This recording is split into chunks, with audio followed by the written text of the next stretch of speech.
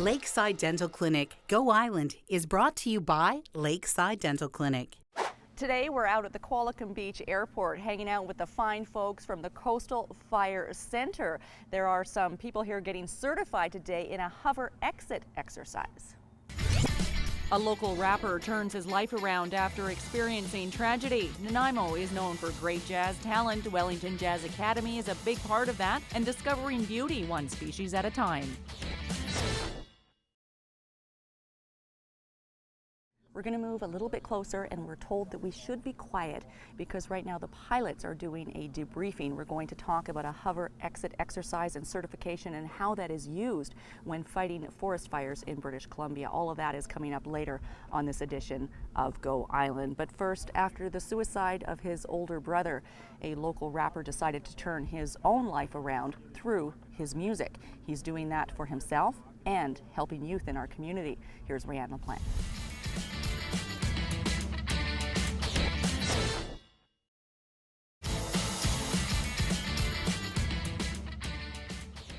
You are watching Go Island on Shaw TV Channel 4. Mark Drysdale is a fire information officer with the Coastal Fire Center. What is happening here today? We're having hover exit training. So what our people are getting prepared for the fire season is if they have to go to any kind of remote location, any kind of rough terrain, this is a technique that they can use to get into those remote locations. And who are? It looks like there's roughly about 30 people here, and who are these people? These are our wildland firefighters. So these are crew people that actually go out to the incidents. They're the ones that are going to be fighting the fires. They're certified in multiple, things that they have to do once they get to a fire, and one of them is this hover exit. I got a sense a little bit earlier that it's almost like exam day. They're maybe a little bit nervous. They're hoping they pass. How difficult is this? How many of them will become certified? Well, this is a high-risk activity, so it is considered very important, and if you are an initial attack crew, this is a requirement of your job. So yes, it is, something that they have to do. It's something that is a little bit of an adrenaline rush for most of them. They're quite excited to do it. And although they get certified, some of them don't use this technique a whole lot. So this may be an opportunity once every 6-7 years that they actually get to do this. And do they have to recertify every year? Every year they have to recertify.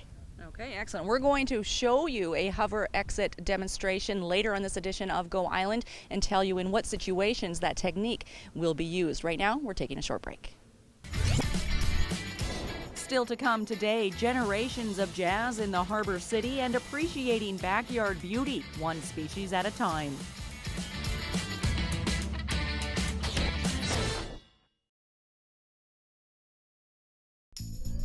I'm Amy Greenaway, Program Coordinator at the Nanaimo Museum. Did you know that Nanaimo had 4 Chinatowns between the 1860s and 1960? If you would like to learn more, please visit the Nanaimo Museum's permanent exhibit. You are watching Go Island on Shaw TV Channel 4, and it's a bit loud out here. We're at the Qualicum Beach Airport, and what's taking place behind me right now is a hover exit certification. Now that's issued through the Coastal Fire Center, and we're going to get a close look at exactly what's happening and when the technique is used in real life later on this edition of Go Island. But first, Nanaimo is well known as a breeding ground for many great jazz musicians inspired to follow in their footsteps. Students in Wellington's Jazz Academy have the opportunity to work with some of our local jazz greats. Here now is Jocelyn Matway.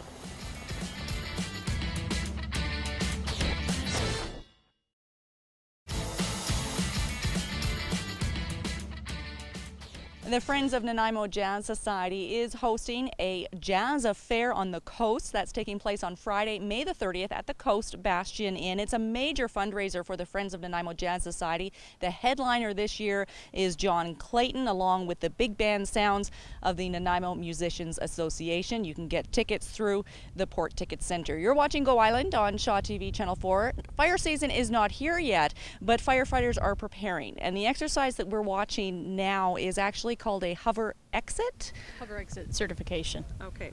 When is this used in for real? This is used actually when our people have to get into very remote locations. Now generally our people go by ground transportation, but when there is a remote location that they have to get to and it's impossible to get by ground, then this is another exercise that they can use to get there.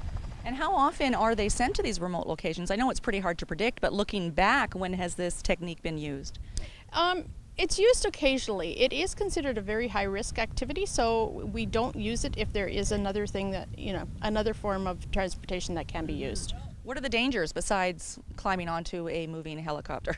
Well, and anytime you have any kind of moving parts and this kind of equipment, I mean, there's obviously going to be, some issues. Largely sprained ankles are one of the biggest problems, and then if there's any mechanical failures, that's another thing that we worry about. Okay, and what type of things are they being judged on, or what will determine whether they pass or don't pass this exercise? Well, what they look for is if they can get in and out of the helicopter as they have done in their mock-up. So they are looking for handholds. They are looking to get in and out of the helicopter in a very practiced, smooth way so that they can balance their weight so that they don't throw off the center of gravity in the helicopter.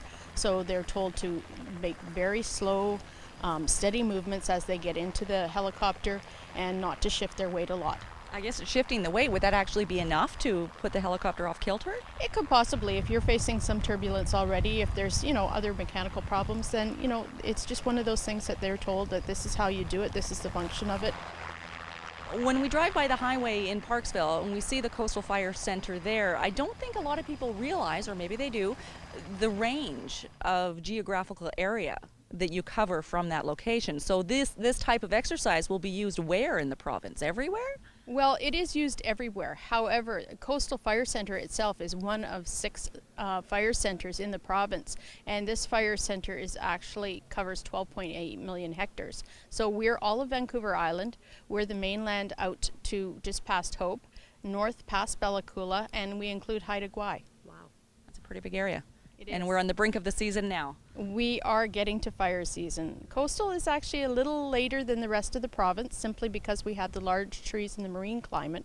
So our peak season is the last 2 weeks of July and August. Okay, and they'll be here before we know it. Later on this edition of Go Island, we'll look into a bit of a seasonal forecast, and hopefully there's not too much to talk about when it comes to forest fires. We're going to take a short break, but first, here's a little cat that needs a home.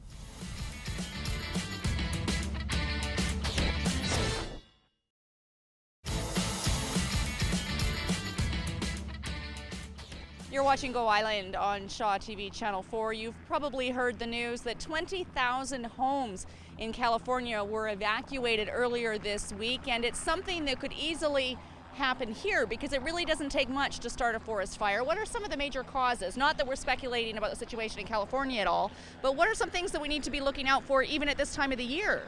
Well, right now our biggest interest is in backyard burning. And a lot of places, the municipalities have shut down their backyard burning. It is getting drier. It's starting to dry out. We are still allowing, it's not prohibited to have a backyard burn, but we're asking people to make sure you check with your jurisdiction. So whoever you pay your taxes to, give them a call, find out if it's allowed. Okay. Now I know it's pretty hard to predict the future, although we try and try. How can you prepare for a season that starts sort of peaks July and August? How do you prepare? Well, we make sure that our people have all the certification and training that they require. We also look at weather forecasts. We look at Environment Canada. Our weather technicians take a look at things. They look at historical data. And then they try and give us a general idea. And has that been issued for this year yet? It has. We are looking at a fairly normal year weather-wise. However, it is looking like we're going to have a very dry fall. Okay. Dry fall, so that means an extended fire season probably. Potentially.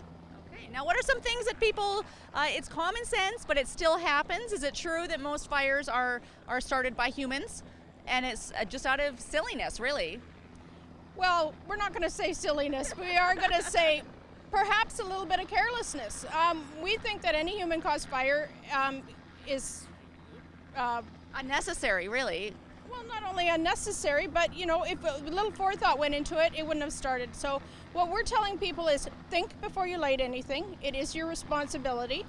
If you're going to light anything, take a look around. If you're going to do any kind of burning, make sure that the ground is clear and make sure you look up. That's one of the things that people sometimes forget to do. You may be having a backyard burn and those trees may have grown just a little more over the year and they may be vertically, they may be right above where you're burning. Okay, thank you, Mark. And especially this time of year, backyard burning, people getting into the spring yard cleanup, you need to take care with getting rid of your yard waste. We don't want any homes evacuated here in our area or anywhere for that matter. We're going to head down to Victoria now. Paul Beilstein is introducing us to a couple who takes on the challenge of sharing their yard with the world every day. That's by blog, by photo, and by paint. And they're trying to do one species at a time. What does all this mean? Well, Paul Beilstein's here to explain.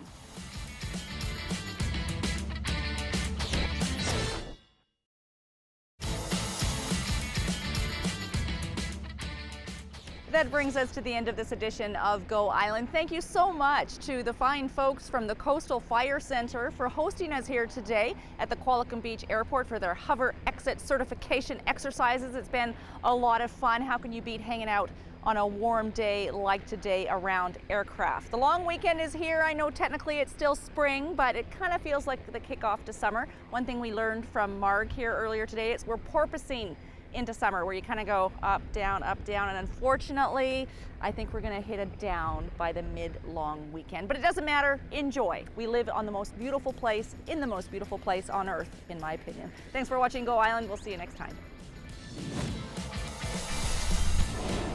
Lakeside Dental Clinic Go Island is brought to you by Lakeside Dental Clinic, a division of the Vancouver Island Implant Center, delivering dental services, including dental implants and sedation dentistry, all under one roof.